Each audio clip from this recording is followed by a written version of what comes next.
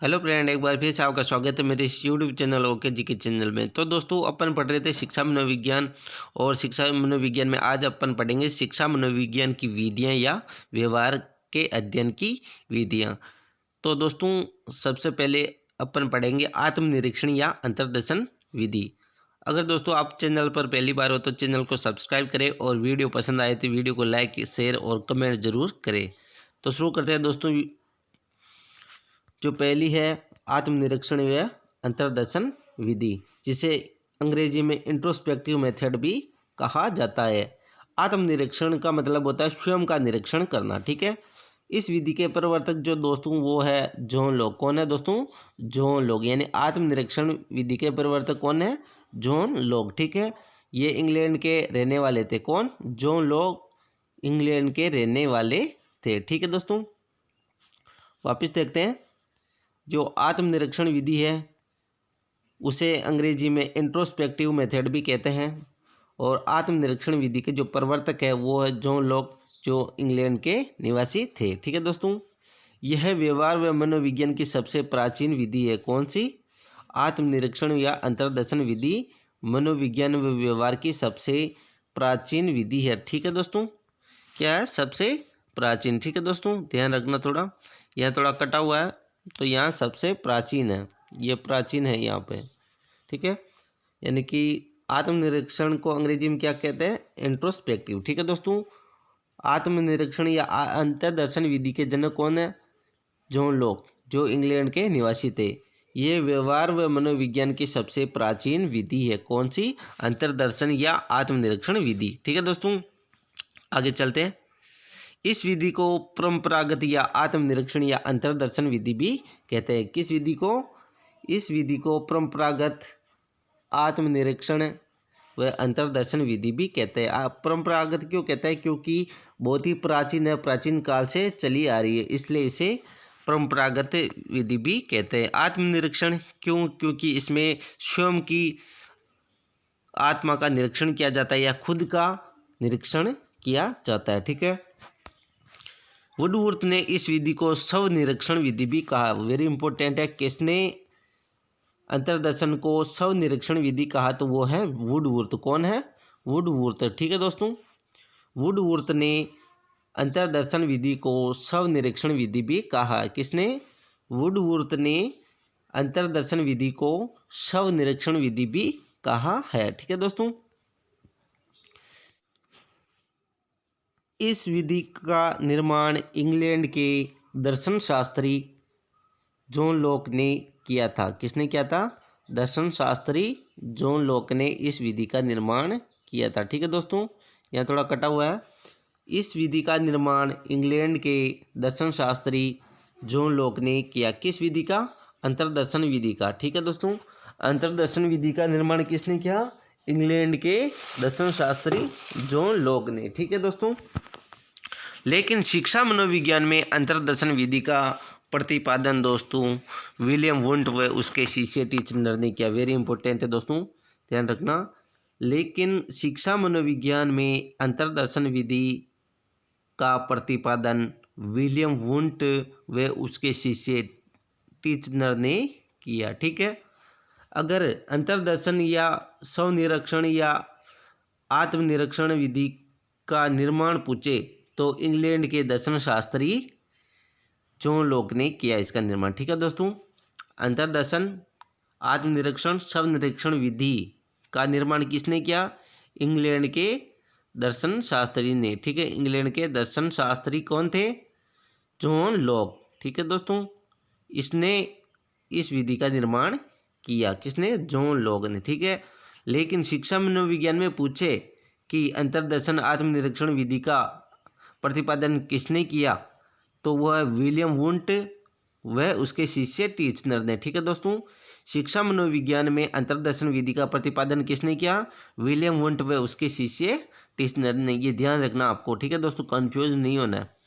ठीक है।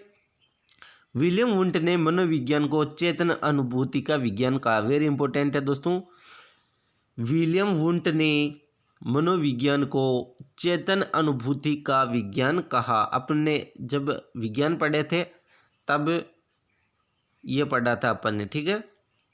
जो मनोविज्ञान के विज्ञान है उनको पढ़ा था, तब आई थी ये लाइन कि विलियम वुंट ने मनोविज्ञान को चेतन या चेतना का विज्ञान कहा। किसने? विलियम वुंट ने।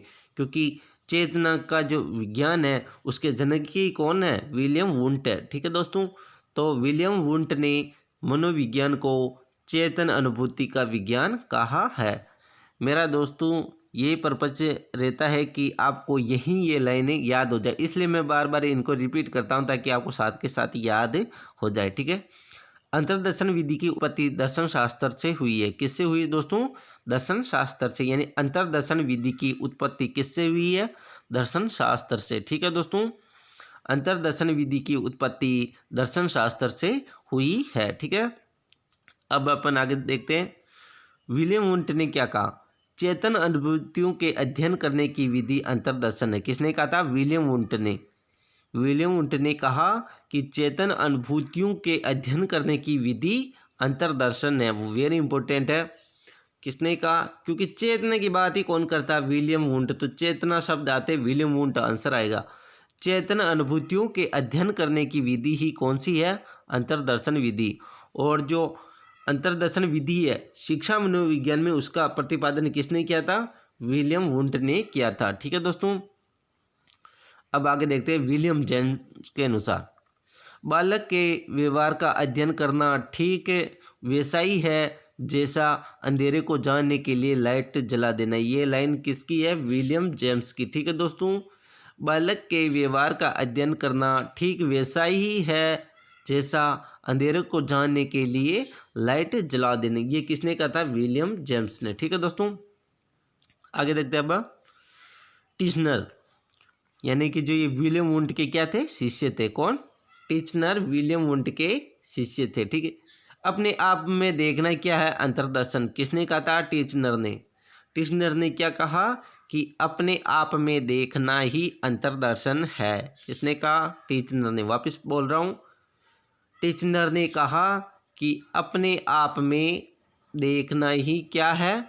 अंतर्दर्शन है, टिश्नर ने कहा।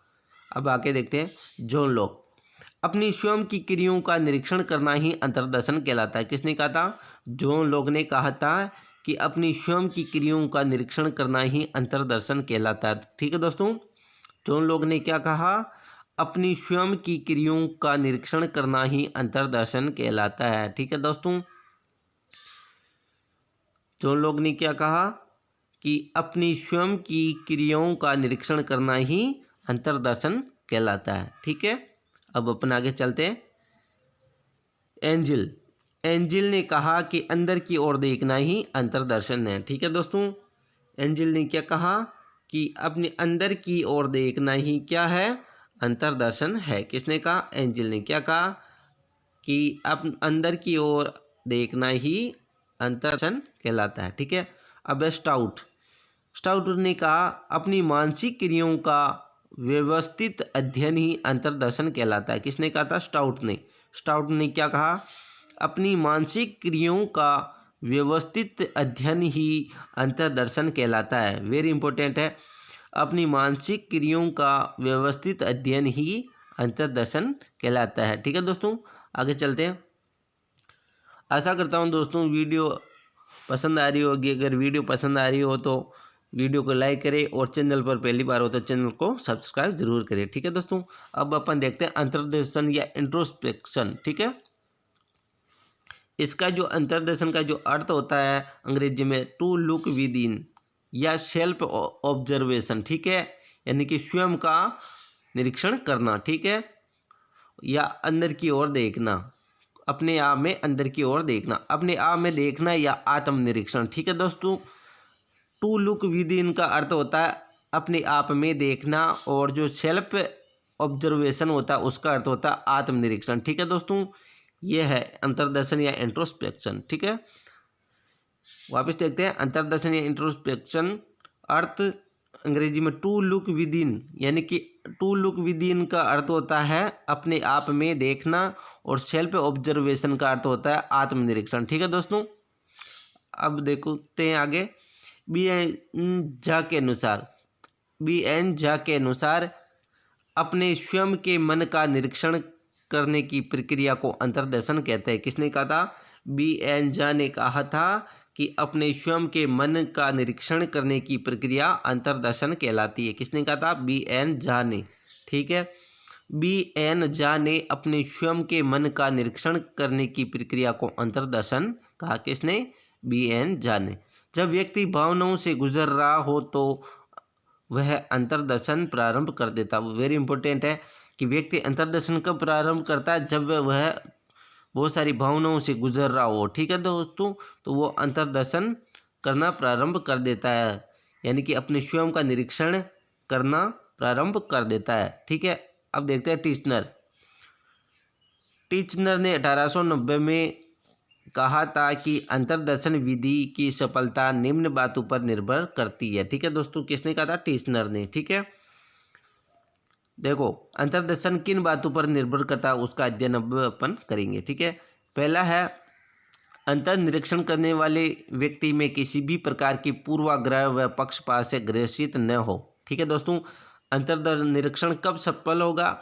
जब वह किसी भी प्रकार के पूर्वाग्रह है वह पक्षपात से ग्रसित न हो, यानी भेदभाव नहीं होना चाहिए, पूर्वग्रह यानी कि बुरी चीज़ों में लिप्त नहीं होना चाहिए, तब वो अपने आप यानी कि निरीक्षण कर सकता है स्वयं का।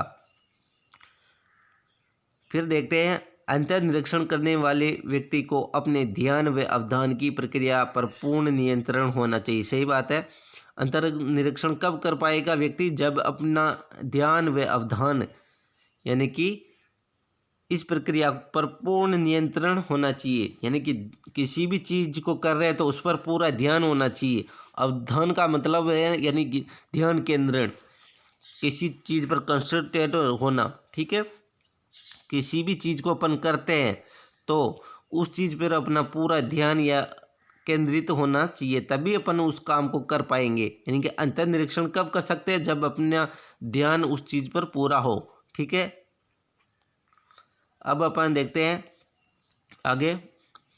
अंतर निरीक्षण करने वाला व्यक्ति शारीरिक और मानसिक रूप से ठीक होना चाहिए। सही बात है, अंतर निरीक्षण कब कर सकते हैं? जब व्यक्ति शारीरिक यानी शरीर से पूरी तरह से स्वस्थ हो और मानसिक रूप से भी वो पूर्ण रूप से स्वस्थ हो, तब जाके वो अपने आप का अंतर निरीक्षण कर सकता है। ठीक है, अंतर निरीक्षण करने वाले व्यक्ति की अंतर निरीक्षण में रुचि हो तथा उसकी जो चित्त प्रकृति है वो शांत हो। ठीक है, जो अंतर निरीक्षण करने वाला जो व्यक्ति होता है उस व्यक्ति की अंतर निरीक्षण में रुचि होना चाहिए। उस काम को करने में उसकी रुचि नहीं होगी तो अंतर निरीक्षण नहीं कर पाएगा। इसलिए उस काम को करने में वो तत्पर हो या रुचि हो उसकी उस काम में, तभी वो जाके अंतर निरीक्षण सफल होता है। और जो उसकी जो प्रकृति होती है वो प्रकृति शांत स्वभाव वाली होनी चाहिए। ठीक है दोस्तों, आगे चलते हैं। अब देखते हैं दोस्तों अंतर्दर्शन विधि के गुण एवं विशेषताएं। यहाँ से क्वेश्चन पूछते हैं, अंतर्दर्शन की जो विधि है इसके गुण में से एक क्वेश्चन पूछ सकते हैं। यह आत्मज्ञान की सर्वश्रेष्ठ विधि है। कौन सी? अंतर्दर्शन आत्मज्ञान की सर्वश्रेष्ठ विधि है। कौन सी? अंतर्दर्शन विधि आत्मज्ञान की सर्वश्रेष्ठ विधि है दोस्तों। ठीक है दोस्तों, ध्यान रखना, आत्मज्ञान की सर्वश्रेष्ठ विधि कौन सी है? अंतर्दर्शन। व्यवहार के अध्ययन की सबसे सरल विधि है। कौन सी? आत्मदर्शन। आत्मदर्शन व्यवहार के अध्ययन की सबसे सरल है। कौन सी? आत्मदर्शन। यह विधि सबसे कम खर्चीली है क्योंकि इसमें किसी भी प्रकार के साधन का उपयोग नहीं किया जाता है। इस विधि से चिंतन करने की क्षमता का विकास होता है। ठीक है दोस्तों, जब आदमी आत्मनिरीक्षण करेगा तर्क वितर्क के साथ उसके जो चिंतन करने की क्षमता है उसका भी क्या होगा? विकास होगा, यानी इस क्षमता का विकास होगा। ठीक है, जो आत्मनिरीक्षण, जैसे मैं हूँ, मैं अपने यानी कि स्वयं के व्यक्तित्व का निरीक्षण कर रहा हूँ, आत्मनिरीक्षण कर रहा हूँ, तो यानी कि तर्क वितर्क और चिंतन करने की क्षमता का विकास होगा। क्यों हुआ, कैसे हुआ, तो ऐसे तर्क करने की क्षमता और चिंतन करने की क्षमता का विकास होता है। ठीक है, और चिंतन कब प्रारंभ किया जाता है? जब कोई समस्या अपने सामने आती है तो चिंतन प्रारंभ करते। ये रीट में पूछा हुआ क्वेश्चन है कि चिंतन का प्रारंभ कब होता है? जब व्यक्ति के सामने समस्या आती है। जैसे मेरे सामने कोई समस्या आ गई पैसों की, तो मैं चिंतन करना प्रारंभ कर दूंगा कि कैसे मैं पैसों की व्यवस्था करूं। तो ये ध्यान रखना। यानी कि आत्मनिरीक्षण विधि से चिंतन करने की क्षमता का भी विकास होता है। फिर है ध्यान केंद्रण करने की क्षमता का भी विकास होता। सही है, क्योंकि आत्मनिरीक्षण कब किया जा सकता है? जब व्यक्ति किसी काम को करने पर अपने ध्यान को केंद्रित करे, ठीक है, तभी वो आत्मनिरीक्षण सफल होगा। ठीक है, तो ध्यान केंद्रण करने की क्षमता का भी विकास इससे होता है। फिर है स्वयं में सुधार करने में उपयोगी है। जो आत्मनिरीक्षण विधि है वो स्वयं में भी सुधार करती है। ठीक है, अपने जो व्यवहार है, अपने जो अंदर जो गलतियाँ, उनको भी वो कम करती है और सुधार करती है। इस विधि का उपयोग किसी भी समय, किसी भी परिस्थिति व किसी भी स्थान पर किया जा सकता है। ये इसका गुण है आत्मनिरीक्षण का। आत्मनिरीक्षण कहीं पर भी किया जा सकता है। जैसे मेरा आत्मनिरीक्षण मुझे करना है तो मैं कहीं पर भी, किसी भी समय, किसी भी स्थान पर कर सकता हूँ। इस विधि का उपयोग करने के लिए किसी भी उपकरण की आवश्यकता नहीं होती। ये इसके गुण हैं दोस्तों। ठीक है, यानी कि जो आत्मनिरीक्षण विधि है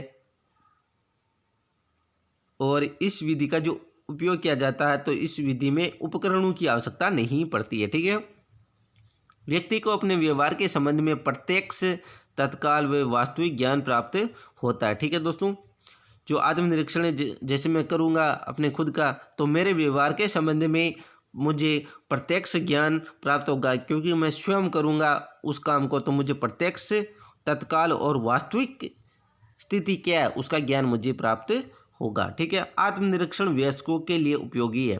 ठीक है, जो आत्मनिरीक्षण है वो वयस्कों के लिए उपयोगी है। ठीक है दोस्तों, अब देखेंगे अंतर्दर्शन विधि के दोष। ठीक है,